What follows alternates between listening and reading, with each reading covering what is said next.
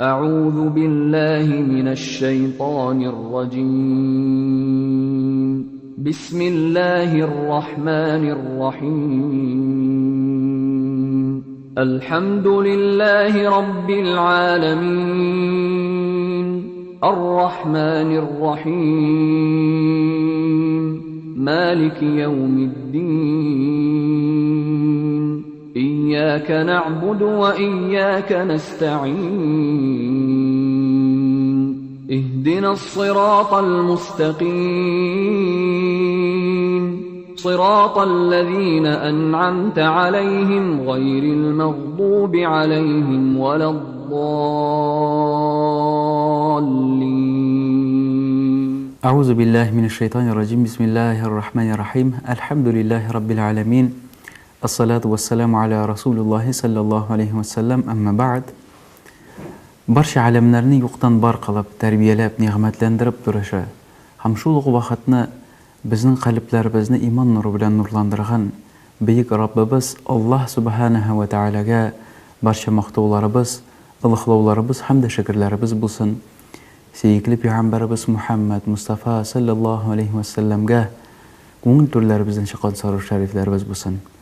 Assalomu alaykum va rahmatullohi va barakatuh qadrli jamoat. O'zgan topshiruvimizda biz g'ayla turida g'ayla temasini qo'zg'atib ketgan ham inshaalloh bu topshiruvimizda da bu temani davom etishakmiz. Bu va'zimizda biz silab ketirmiz ati ani bilan bola orasida nima munosabat bo'ladish ekanligi turida. Ham bu savolga javob berar oldindan men boshqa bir hadis keltirasam kelar. U Amirul Mu'minin Umar radhiyallohu anhu xalif bo'lib turgan vaqtida bo'lgan hal. Bir 50 yoshdagi kishi Umar radhiyallohu anhu yanına kela ham onarga zorlanib, "Mening o'g'lim menga itoat etmay, menga bir nindida rahimlik, mehribonlik ko'rsatmaydi." Ham buni eshitgan Amirul Mu'minin xalif Umar radhiyallohu anhu tege yigitni chaqirdi. Umar radhiyallohu anhu o'zi uning agarda sirasini qaraydigan bo'lsa, uning yashayishini qaraydigan bo'lsa, bir g'adil kishi bo'lgan bo'ladi.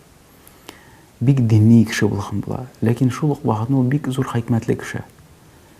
U tege yigitni chaqirdi, ham u yigitdan so'ray. Shu vaqtni ona jazolarga tugul asri ondan.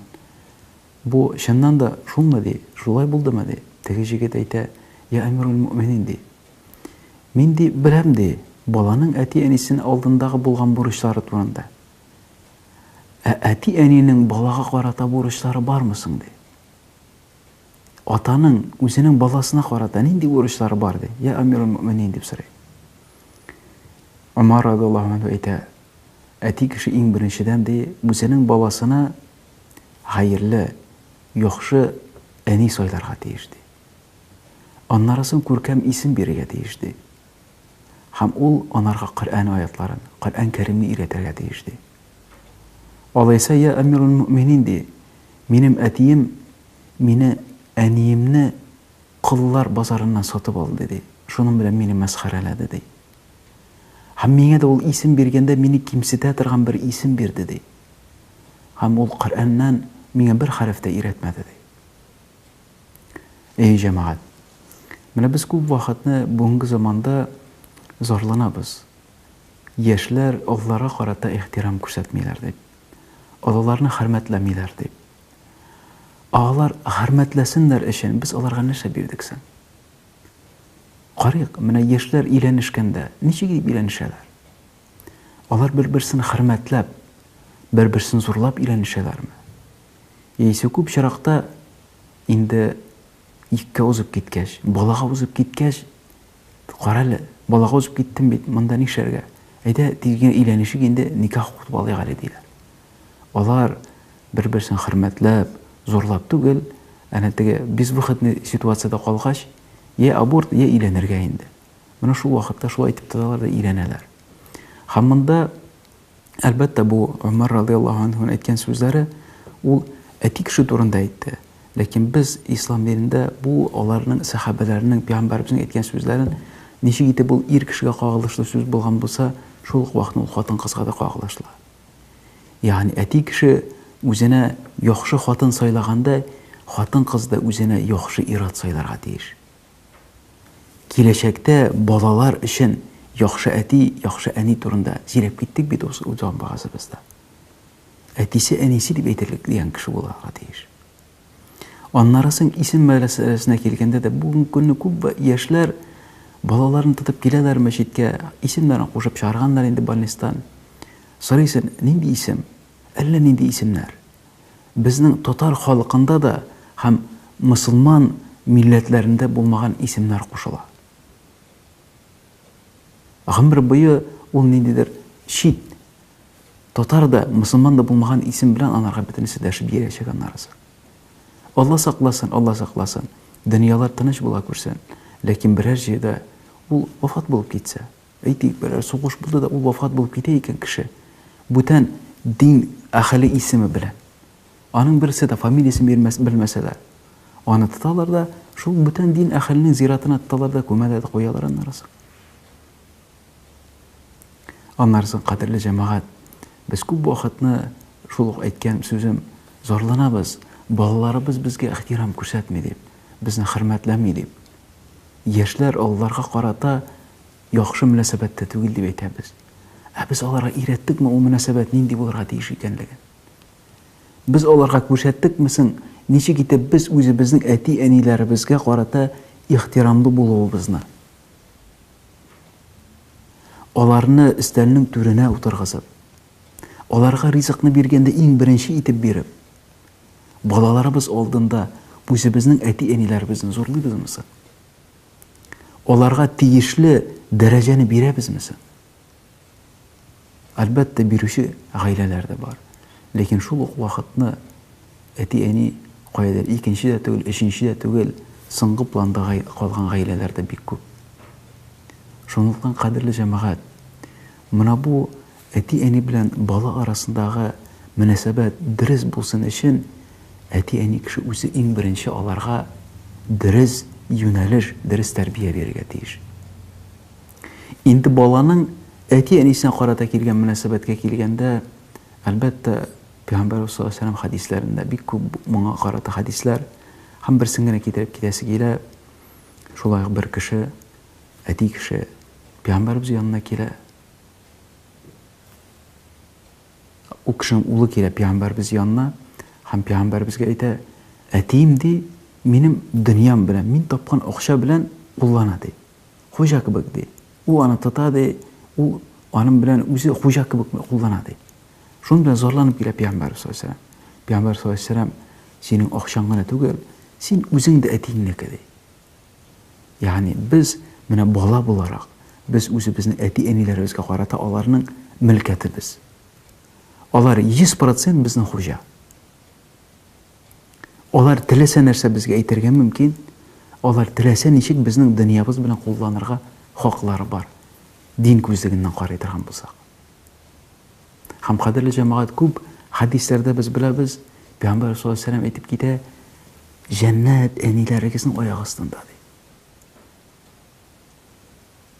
Ягъни әни кеше риза булмый торып, хәтта синең намазларың, уразаларың булса да, Алла сакласын, син оҗмахны бер кайчан да күрмәячәксең. Әти-әниеңне рәнҗетә торып, Аллаһ Тәгаләнең ризалыгына ирешеп булмый, җәмәгать.